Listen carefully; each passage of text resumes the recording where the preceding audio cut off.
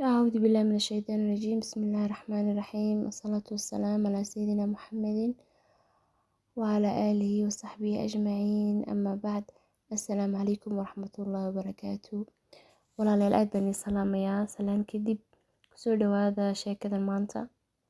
Waxaan jeclay inaan ila wadaago qisada sayida haajar oo ahayd hooyadii nebi ismaaciil calayhi salaam iyo xaaskii nebi ibraahim calayhi salaam. waxaa yar ayaan kusoo daraa laga yaabaa qisadii hore ee saara oo ahayd xaaskii weyneyd ee nebi ibraahim calayhi salaam, iyada oo haajir markaa hadiyad ahaan loo soo siiyey ama jaarad ahaan loo soo siiyey saara markii ay ka badbaaday dhibtii aw la maaganaa ninkii daaqyada ahaa ee rabay inuu masar markaa xukumayay ee rabay inuu xumeeyo saara radiallahu canha oo ahayd xaaskii nebi ibraahim calayhi salaam. gabadhaas oo iyadu asalkeedu ahayd masriyad, haajar waxay ahayd masriyad, waxaana riwaadaha qaar ay dhahaan waxay walaal ahayd boqor markaa xukumi jiray masar. kadib markii la riday boqorka ay qabsadeen qolooyinkan kale ee ninkan daaqyada isagu fircoonka masar markaa xukumayay ayaa jaarad ahaan uu soo qaatay ama asiirad ahaan uu soo qaatay gabadhan haajar oo markaa iyaduna gabadh aad u wanaagsan ahayd oo u akhlaaq leh, aadna u qurux badnayd. ilaahayna uu ka badbaadiyay iyada laftarkeyga dhibaatooyinka uu haweenka ku sameyn jiray ninka daaqyada ahaa. kadib markii saara laftarkeedu ay ka badbaaday dhibtiisa ayaa wuxuu kusoo daray haajar, waxayna yimaadeen waxayna kusoo noqdeen bilaada shaam, halkaas oy muddo la noolayd nebi ibraahim iyo saara. haajar ayaa waxaa dhacday maadaama oy saara markaasi ayna ilaahay ku arsaaqin wax awlaada ay markaa islahayd yacni qof haddii toole awlaad lagu arsaaqi karo matiida niyadda iska lahayd, iyo nebi ibraahim calayhi salaam oo isagoo laftarkiisu awlaad rabay u baahnaa, labadooduba xilligaa ay da ahaayeen ayaa sayida saara waxay la jeclaatay nebi ibraahim calayhi salaam inay u guuriso haajar si haw awlaad uga helo. arrinkaasi wuu fulay. nebi ibraahim calayhi salaamna wuxuu guursaday haajar, halkaasoo ilaahay ku arsaaqay nebi ismaaciil calayhi salaam. riwaayadu waxay sheegayaan in markii ay calaamaadka uurku ay ka dareentay saara haajar inay uur yeelatay ayaa waxaa sida fidrada qofka bini-aadanka ay tahay waxa galay waxoogaa hinaasa ah runtii. kadib kinaasi ayaa kusii batay, xataa waxaa la yidhaahdaa inay mararka qaarkood ay nebi ibraahim xataa u sheegtay inay gabadhan ay ka hinaasan tahay, ayna xataa mararka qaarkood ay kusoo dhacdo inay qeyb jirkeyga kamida ay goyso, markaas oo ay ilaahay xataa qasam ay ugu gashay ama ay ugu dhaaratay inay qeyb jirkeyga kamida ay goyn doonto. kadib uu nebi ibraahim ka leeyahay waxaad u daloolisaa labadeeda dhagood si au qasamkaasi ama dhaartaasi kaaga fusho.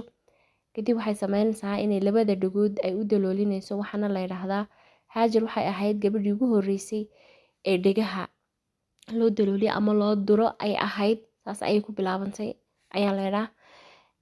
muddo kadib waxaa dhacday in ilaahay uu ku amray nebi ibraahim inuu ka tago meesha uu joogo bilaada shaam, awna u anbabaxo dhanka iyo shibha aljaziira alcarabiya ama maka, aljaziira alcarabiya oo khaasatan maka, isaga oo la tixgelinayo hinaasaha ama dhibta ay tabanaysa saara ayaa ilaahay wuxuu ku amray inuu haajar iyo ilmaha ay caloosha ku sido uu ka dheereeyo saara laga dheereeyo. sidii ayuu nebi ibraahim markaa ugu sheegay xaaskiisa haajar inay galayaan safar dheer oyna soo qaataan wixii ay ugu tala galeen safarkaasi.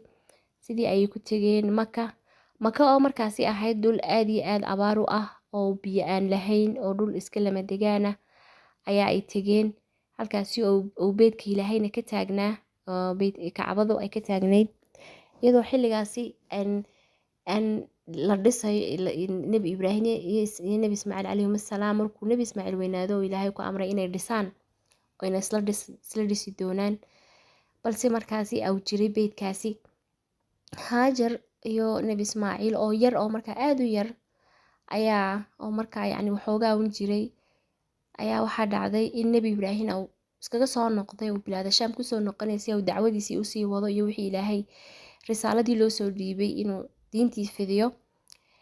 Haajar ayaa dhowr jeer weydiinaysa oo kale, ma waxaad nagaga tegaysaa meeshan cidlada ah, xagee baad nooga tegaysaa, xagee baad u socotaa? Nabi Ibraahim uma jawaabayo, wuu soconayaa. 2 jeer ayay ku celinaysaa su-aashaas, uma jawaabayo. Mar saddexaad ayay ku celinaysaa. Markaasay marka dambe leedahay, ma ilaahay ayaa ku amray inaan sidan yeesho? Markaasuu ka leeyahay, haa, ilaahay ayaa i amray. Markaasay ka leedahay, haddaa ilaahay inama dayacayo. Sidii ayuuna ku soconayaa. Nabi Ibraahim oo ka xun isaguna inuu kaga tegay meesha cidlada ah xaaskiisii iyo ilmaha inankiisa inta badan sugayay, isagii oo da ah oo dhalay, ayuu aad iyo aad uga murugeysnaa. Haajarna sidoo kale iyadna waxay ka walwalsanayd ilmaha yar ayna hadhow toole yacni meesha ku dhibaatoonaya ama dee cunto la-aan u dhimanaya ka walwalsanayd. Markii uu muddo sii maqnaa Nabi Ibraahim calayhi salaam, aw haddii toolo ay muuqaalkii ama uu ka arkayay markii uu kasoo tegay ay haddii toole buurihii ay kasoo qariyeen uu arki kari waayey, ayaa wuxuu ku ducaysanayaa intuu gacmaha kor u qaaday Nabi Ibraahim calayhi salaam. Wuxuu leeyahay, rabbanaa innii askantu min durriyatii biwaadin ghayri dii zarcin cinda beytika almuxaram rabbanaa liyuqiimuu salaata fajcal af'idatan min annaasi tahwi ilayhim warzuqhum min athamaraati lacallahum yashkuruun. wuxuu leeyahay Nabi Ibraahim, ilaahayow waxaan kaga imiday reerkaygii meesha waadiga ama dooxaas aan wax nabaata ama wax cunto lahayn, aqalkaagaas oo kacbada ahaa ayaan rabbiyow kaga imiday si ay u tukadaan, ay salaadan ugu tukadaan. Ilaahayow waxaad dadka quluubta dadka rabbiyow u soo jeedi, ilaahayowna ku arsaaq oo halkaasi ku arsaaq ayuu Nabi Ibraahim ku ducaysanayaa ilaahay. waxaa dhacaysa in Haajar iyo inankeedii Ismaaciil ay ka dhammaanayaan wixii ay siteen oo timir iyo biyo ahaa. Nabi Ismaaciil calayhi salaam markaa ay naas nuujinaysay, waxaa dhacday Haajar inay bilowday inay raadiso cid caawisa ilmaha yar oo uga baqaysay inuu gaajo iyo haraad u dhinto si ay u badbaadiso. Kadib waxaa dhacday inay labada buurood ee Marwa iyo Safa iyo Marwa la yiraahdo ay kolba mid koraysay si ay u eegto cid ama si ay dad u raadiso, dad caawiya. 7 jeer markay kolla Safa iyo Marwa ay u dhaxaynaysay, kolba buur fuulaysay, ayaa waxay maqlaysaa cod, way soo degaysaa. Codkaasi markay maqasho ayaa waxay arkaysaa malag Jibriil calayhi salaam oo markaa ilaahay u soo dejiyay si uu caawiyo ayay arkaysaa. Markaasuu malag Jibriil ayaa waxaa jinaaxiisa dhulka ayuu ku jiidayaa. Kadib waxaa kasoo boodiyay biyaha Zamzamka, halkaasay ku cabayaan oo ilmaha yarna ku naas nuujinaysa Haajar ay kaga badbaadeen iyadii wiilkeedu Nabi Ismaaciil calayhi salaam dhibtii haraadkii iyo gaajadii soo martay. halkaasay ku farxaysaa, halkaasi ayna mar walba ay ilaahay ugu shukrinaysay oo Nabi Ibraahim calayhi salaam oo markaa ka maqnaa ugu soo ducaynayay. malag Jibriil ayaa markaa leh, waxaad ogaataa marnaba inuu ilaahay dayacaynin qofka isku xidha.